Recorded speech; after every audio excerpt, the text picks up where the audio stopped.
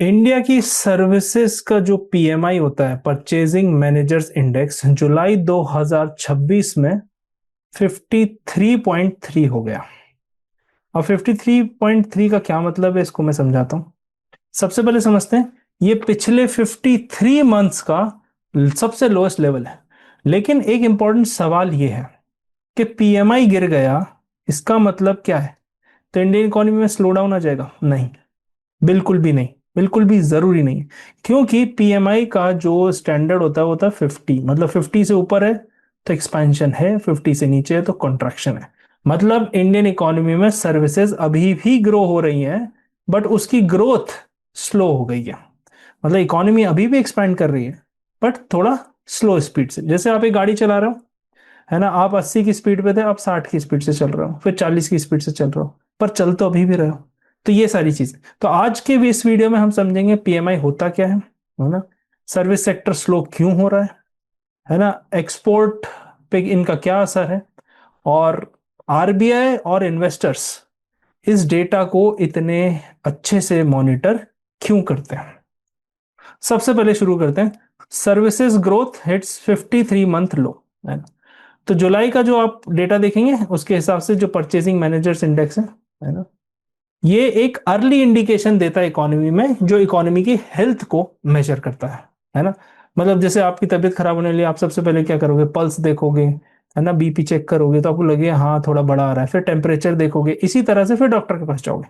तो ये earliest indicator होते हैं, मतलब ये जीडीपी की तरह नहीं है। तो है ना, कि जो हर बार टाइम लैग के साथ पब्लिश होता है। पीएमआई जो है ना वो रियल टाइम है, रियल टाइम पिक्चर दिखाता है बिजनेस कंडीशन की, और सर्वे करता है जो परचेजिंग मैनेजर्स हैं, है ना, अक्रॉस ऑल द कंपनीज, उनके साथ। ठीक है, तो अब इसी को देखते हैं। मतलब परचेजिंग मैनेजर्स का मैं आपको समझा देता हूँ। सिंपल सा मीनिंग ये है कि ये मैनेजर आंसर करते हैं कि नए ऑर्डर कितने लगाए, है ना, आउटपुट कितना प्रोड्यूस हुआ, एम्प्लॉयमेंट कितना जनरेट हुआ, इनपुट कॉस्ट कितनी हुई, है ना, सप्लायर का डिलीवरी टाइम कितना रहा, बिजनेस की एक्सपेक्टेशन क्या है, मतलब नए ऑर्डर्स लगेंगे, मतलब उम्मीद है कि बिजनेस सेल ग्रो करने वाली है।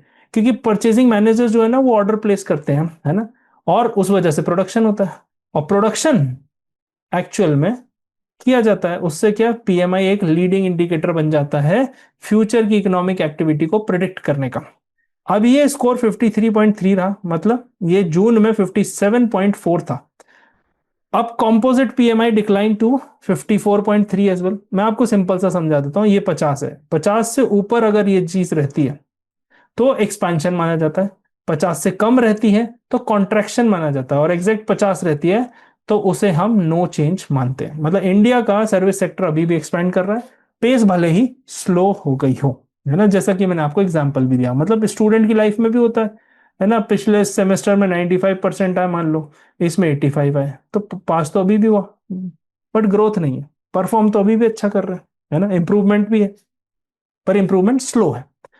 कॉम्पोजिट पीएमआई डिक्लाइन का क्या मतलब है? कॉम्पोजिट पीएमआई का मतलब होता है मिला हुआ, कंबाइंड, है ना। तो जैसे सर्विसेज का होता है वैसे ही मैन्युफैक्चरिंग का भी होता है। तो मैन्युफैक्चरिंग और सर्विसेज का कंबाइंड पीएमआई भी मिला लो तो भी वो डिक्लाइन होके 54.3 पहुंचा है। मतलब ये ब्रॉडर पिक्चर बताता है ओवरऑल प्राइवेट सेक्टर की। ऑल दो मैन्युफैक्चरिंग में अभी भी हमने देखा रेजिलियंस है, मतलब जो फिगर्स थे उसके हिसाब से, है ना, अभी भी मतलब डट के खड़ा हुआ है, ऐसा कुछ नहीं है कि इकोनॉमी कंडीशन को लेके ऊपर नीचे हो रहा है। बट शार्प मॉडरेशन हमने देखा है कि सर्विसेज में देखने को मिला है। अब कंपोजिट पीएमआई क्यों मैटर करता है? क्योंकि मैन्युफैक्चरिंग ग्रोथ और सर्विस ग्रोथ दोनों ही इंडियन इकोनॉमी में काफी बड़ा कंट्रीब्यूशन भी देती है।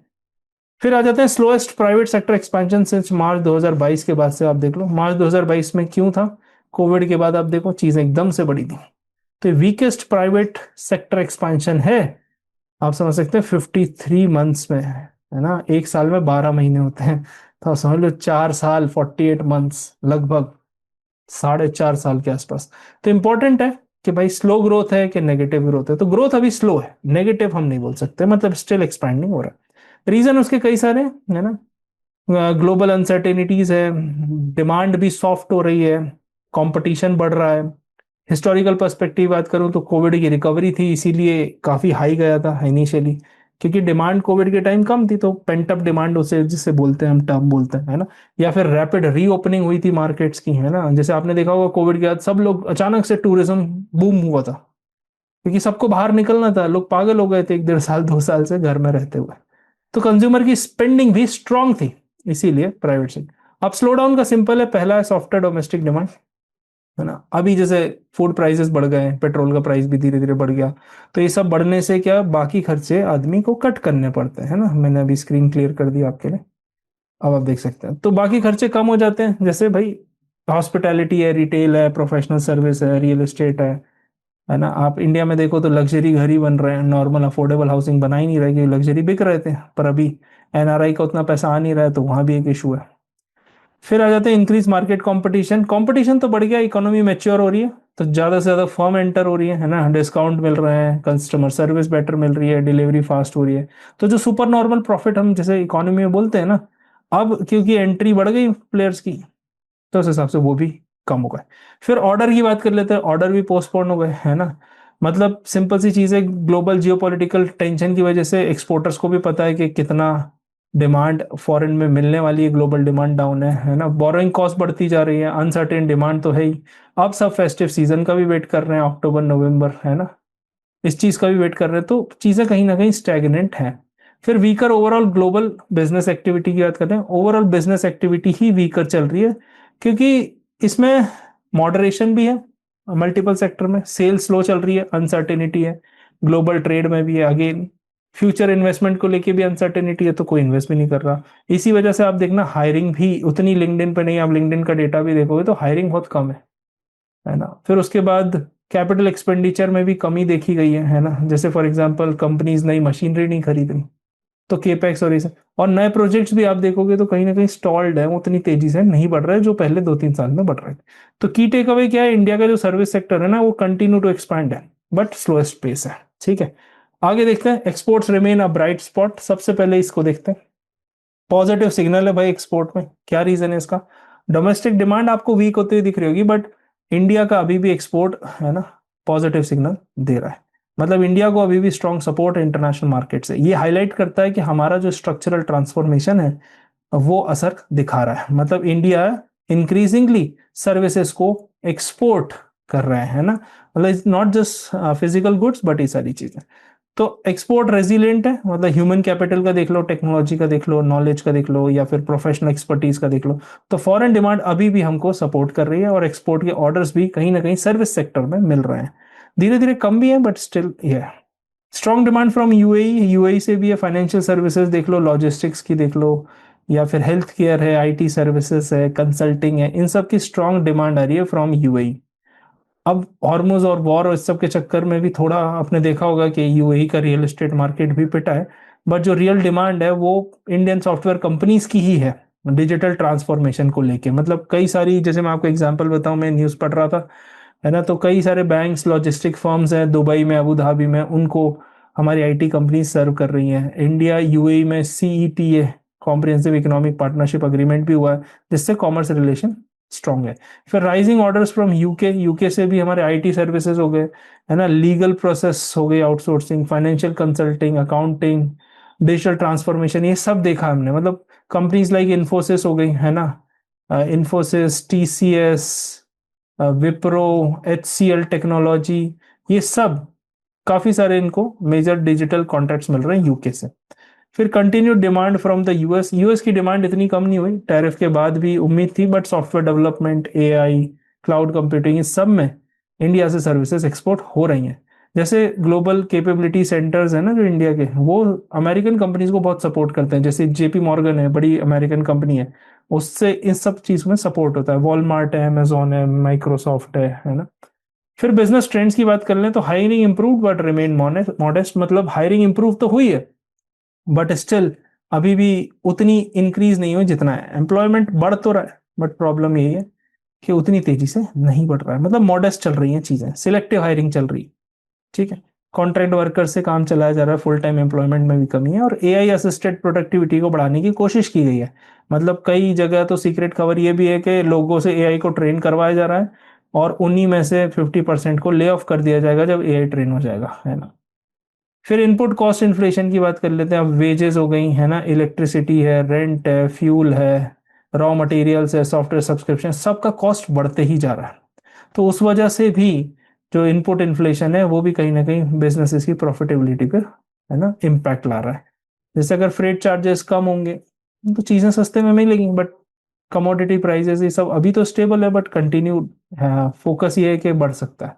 फिर firms increase selling price improving profit margin, तो कहीं ना कहीं हर जगह आप देखो तो कीमतें बढ़ रही हैं, है ना, क्योंकि कैश फ्लो इंप्रूव करना है, बैलेंस शीट से इंप्रूव करना है। मतलब प्रॉफिट मार्जिन का मतलब ये है कि जिस प्राइस पे सेल कर रहे हैं उसका कॉस्ट ऑफ प्रोडक्शन को माइनस कर दिया, है ना, ये चीज रहती है। फिर की टेक अवे में क्या है, strong export demand and better profit margin help cushion the slow down. तो ये दोनों चीजें कहीं ना कहीं ऑफसेट कर रही हैं। ठीक है, अब आगे बढ़ते हैं, व्हाट लाइज अहेड, आगे क्या है, आगे की बात करना जरूरी है क्योंकि आगे से ही सारी चीजें। चैलेंज जो था, सबसे बड़ा चैलेंज जुलाई पीएमआई के सामने था कि कई सारे हैं इसमें, पहले तीन देख लेते हैं। डोमेस्टिक डिमांड का अभी भी वीक रहना, तो जब तक मुझे लगता है कि फेस्टिवल सीजन नहीं आ जाता, फूड इन्फ्लेशन, बोरोइंग कॉस्ट आप देख लो, इसलिए आरबीआई ने अभी रेपो रेट बढ़ाया भी नहीं ना। कल के वीडियो में हमने सारी चीजें डिस्कस भी की थी, जो रोज 8 बजे मैं आपके लिए लेके आता हूँ। फिर बिजनेसेस का जो कॉन्फिडेंस है ना, वो भी कहीं ना कहीं 7 मंथ लो पे चल रहा है ना।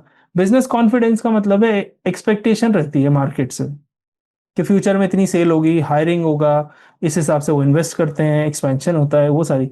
तो रिक्रूटमेंट में भी कॉशन है, मशीनरी परचेज में है ना। न्यू ब्रांचेस, बैंक की ब्रांचेस आप देखो तो वो भी उतनी स्पीड से नहीं खुली है ना। फिर इन्वेस्टिंग टेक्नोलॉजी में इन्वेस्टमेंट भी कम है, कहीं ना कहीं एआई में ही इन्वेस्टमेंट है। तो इस वजह से ये चीजें तीनों। फिर आ जाता है sales growth slowed across most services, मतलब कुछ ऐसा नहीं है कि एक स्पेसिफिक सर्विसेज में, hospitality, retail, professional service, real estate service, logistics, सब में कहीं ना कहीं कमी दिखी है। ई कॉमर्स के ऑर्डर्स कम होते हुए दिखे। आउटलुक क्या कहता है, if PMI remains above 50 it means that continued expansion, जो मैंने आपको पहले बताया है ना। मतलब आउटपुट अभी भी बढ़ रहा है, न्यू ऑर्डर्स अभी भी आ रहे हैं, ऐसा नहीं है, पर कंपेरेटिवली कम हो गया है। फिर इन्फ्लेशनरी प्रेशर की बात करूं तो वो भी मॉडरेट होता हुआ नजर आया, जो हमको मार्च अप्रैल में जब ईरान कॉन्फ्लिक्ट चल रहा था तब हमें लग रहा था कि बहुत ज्यादा बढ़ेंगे, बट उतनी तेजी से नहीं बढ़ा है। तो इनपुट कॉस्ट अभी भी कह सकते हैं कि हम लोअर है, इसलिए आरबीआई ने भी कहा कि जो इन्फ्लेशन है वो 5% पे रेंज में। तो जब फ्यूल प्राइसेस स्टेबल रहेंगे, आगे चीजें स्टेबल रहेंगी, ट्रांसपोर्टेशन कॉस्ट, तो कहीं ना कहीं ये चीज कंट्रोल हो जाएगी। फिर आ जाते हैं फ्यूचर ग्रोथ की बात। Future growth depends on stronger domestic demand. अब इंडिया के साथ यही है, अभी एक्सपोर्ट अच्छे चल रहे हैं, पिछले साल एक्सपोर्ट में इशू चल रहा था तो डोमेस्टिक डिमांड अच्छी थी। जीएसटी 2.0 आया था, आपको याद होगा, पिछले साल 22 सितंबर को, तो उससे काफी ज्यादा स्पेंडिंग बढ़ी थी। तो इस साल भी सरकार को कुछ ना कुछ ऐसा इनिशिएटिव लेना पड़ेगा जिससे हम कंजम्पशन को सपोर्ट कर सके। पर एक वीडियो मैंने बनाई थी, आप पीछे जाके देखेंगे, जिसमें मैंने आपको बताया था कि कोई भी कंट्री, डेवलप कंट्री और बड़ा इकोनॉमी नहीं बन सकता सिर्फ कंजम्पशन बेस पे, इन्वेस्टमेंट भी चाहिए। तो ये सारी चीजें हैं, मतलब रूरल इनकम बढ़ रही है ना, बेटर अर्बन कंजम्पशन बढ़े, ये दोनों चीज चाहिए। रूरल इनकम मानसून की वजह से खतरे में इस बार, अर्बन कंजम्पशन भी कहीं ना कहीं इनकम सर्विसेज की वजह से। फिर इंफ्रास्ट्रक्चर स्पेंडिंग भी कम है, रियल एस्टेट आप प्रोजेक्ट देखोगे आपके आसपास स्टेगनेंट है। फिर प्राइवेट इन्वेस्टमेंट हमें स्ट्रांग चाहिए, इन्फ्लेशन को हमको कंट्रोल रखना है, और एक्सपोर्ट जिस जिस हिसाब से चल रहा है उस हिसाब से उनको कंटिन्यू रखना है। तो सिंपल सी चीज ये है कि जो जुलाई 2026 का डेटा आया पीएमआई का, ये बहुत इंपॉर्टेंट इंडिकेटर है, परचेजिंग मैनेजर्स इंडेक्स, है ना। ये सिर्फ ये नहीं बताता कि इंडिया का सर्विस सेक्टर श्रिंक हो रहा है, बढ़ रहा है, बट ये बता रहा है कि जो ग्रोथ है वो मॉडरेट है। तो यहाँ पर स्ट्रॉन्गर हाउस होल्ड कंजम्पशन अगर हो जाता है ना, या फिर हाई ग्रोथ ट्रेजेक्टरी रहती है ना, तो इंडिया को ग्लोबली compete करना है, तो इंडिया का जो कंपेरेटिव एडवांटेज है वो सर्विस सेक्टर का है। ठीक है, आई होप आपको चीजें समझ में आई होंगी, है ना। If you like the video please don't forget to subscribe. कल फिर मिलते हैं रात के 8 बजे एक नए टॉपिक के साथ, उसको भी ब्रेक करके समझेंगे, है ना। बट जाते जाते आप एक कमेंट सेक्शन में जरूर कमेंट करके बताइएगा कि आपको इससे क्या डायरेक्शन मिला, आपने क्या समझा। आपका अपना ओपिनियन बहुत मैटर करता है, एज अ स्टूडेंट हमको हमारा ओपिनियन फ्रेम करना आना चाहिए। तो कमेंट सेक्शन में आप 2-3 लाइन लिख के अपना ओपिनियन जरूर बताएं, इंडिया के सर्विस सेक्टर, पीएमआई और बाकी सब के लिए। थैंक यू सो मच, मिलते हैं कल। गुड नाइट, टेक केयर, जय हिंद।